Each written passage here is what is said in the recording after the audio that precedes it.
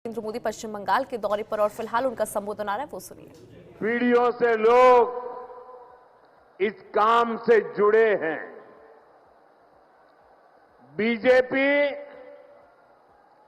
One district one product scheme के तहत हर जिले के ऐसे प्रोडक्ट को प्रोत्साहन देगी। भाजपा सरकार बनाते ही प्लास्टिक को लेकर ठोस नीति बनाएगी और जूट की पैकेजिंग को और बढ़ावा देगी। इससे यहां के जूट उद्योग को और बल मिलेगा। साथियों, हुगली में बहुत बड़ी मात्रा में आलू और प्याज की खेती होती है। अन्य सब्जियां भी उगाई जाती है। दुनिया में फ्रेश सब्जियों की बहुत बड़ी डिमांड है। साथ ही पैकेज सब्जियां के लिए भी दुनिया में बहुत बड़ा मार्केट है। मेरा तो सपना है कि दुनिया भर के बाजारों में भारत के किसानों, भारत के पशुपालकों और भारत के मछुआरों के उत्पाद दुनिया में धूम मचाए। दोस्तों, दुनिया में धूम मचाए। इसलिए देश भर में फूड प्रोसेसिंग फैसिलिटी और कोल्ड स्टोरेज चेन बनाने पर बहुत काम हो रहा है। यहां बनने वाली भाजपा सरकार इस काम को भी तेज गति से आगे बढ़ाएगी और ये मोदी की गारंटी है। साथियों, मेरा निरंतर प्रयास रहता है कि बंगाल के नौजवानों, बंगाल के किसानों, बंगाल की माताओं बहनों की हर संभव सेवा करूं। लेकिन यहां की टीएमसी सरकार केंद्र सरकार की योजनाओं को आप तक ठीक से पहुंचने ही नहीं देती। अरे भाई, अगर इनको मोदी से परेशानी है, ये तो मैं समझ सकता हूं। इनको बीजेपी से दुश्मनी है, ये भी समझ में आता है। लेकिन टीएमसी तो बंगाल के लोगों से अपनी दुश्मनी निकाल रही है। टीएमसी यहां के नौजवानों, यहां की माताओं बहनों, यहां के किसानों से दुश्मनी ठाने हुए हैं। साथियों, बंगाल के मछुआरों से टीएमसी कैसे अपनी दुश्मनी निकाल रही है, इसका मैं आपको एक उदाहरण देता हूं। बंगाल में लाखों परिवार मछली के काम से जुड़े हुए हैं। यहां से अभी जितनी मछली एक्सपोर्ट होती है, उससे कहीं अधिक संभावनाएं बंगाल में है। बंगाल के फिशरमैन में वो ताकत है। इसके लिए जरूरी है कि मेरे मछुआरे भाई बहनों को मदद मिले, मेरे मछुआरे भाई बहनों को बेहतर टेक्नोलॉजी मिले। इसी सोच के साथ देश भर के मछुआरों की मदद के लिए केंद्र सरकार ने एक डिजिटल प्लेटफॉर्म बनाया। इस डिजिटल प्लेटफॉर्म पर देश भर की राज्य सरकारें अपने यहां के मछुआरों के नाम रजिस्टर करवा रही है।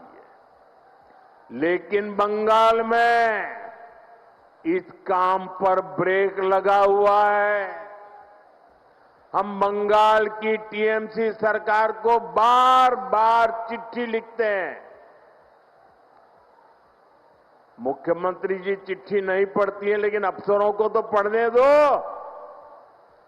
लेकिन टीएमसी सरकार यहां के मछुआरों के रजिस्ट्रेशन में बिल्कुल सहयोग नहीं कर रही है। इससे बंगाल के मछुआरों को पीएम मत्स्य संपदा योजना जैसी केंद्र की स्कीम का फायदा नहीं मिल पा रहा है। साथियों, टीएमसी बंगाल के नौजवानों के भविष्य भी के साथ भी खेल खेल रही है।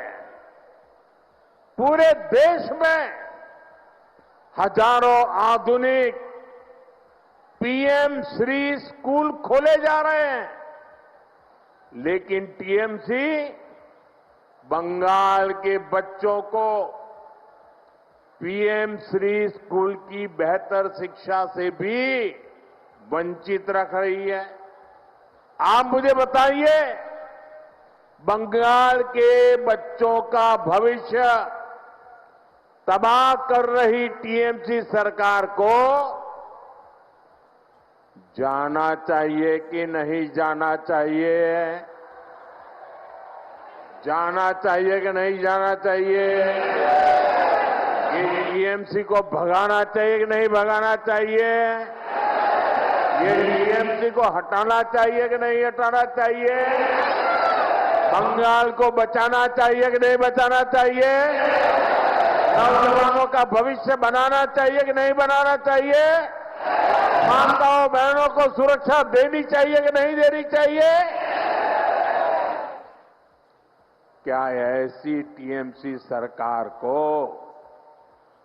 बंगाल को सजा देनी चाहिए कि नहीं देनी चाहिए?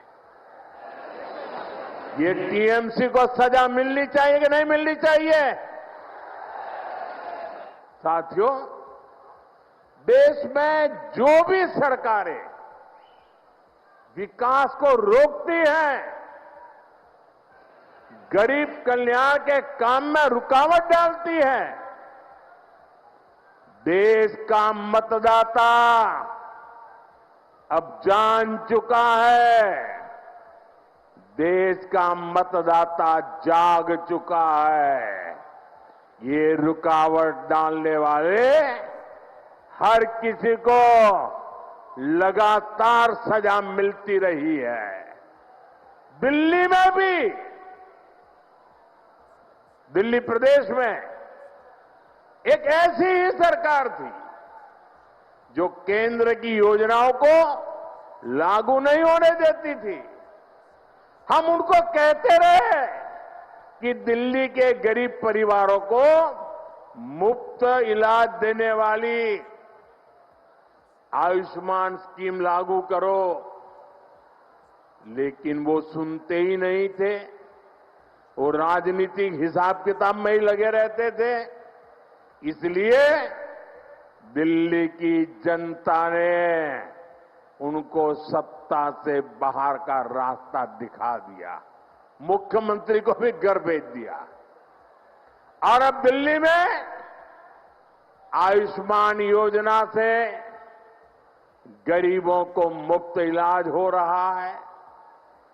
साथियों, बंगाल की जनता ठान चुकी है, यहां के लोग टीएमसी की निर्मम सरकार को सबक सिखाने वाले हैं, ताकि यहां भी बीजेपी सरकार बने और आयुष्मान भारत योजना बंगाल में भी लागू हो, गरीबों को मुफ्त इलाज मिले। साथियों, बंगाल में भाजपा की डबल इंजन सरकार बननी बहुत जरूरी है।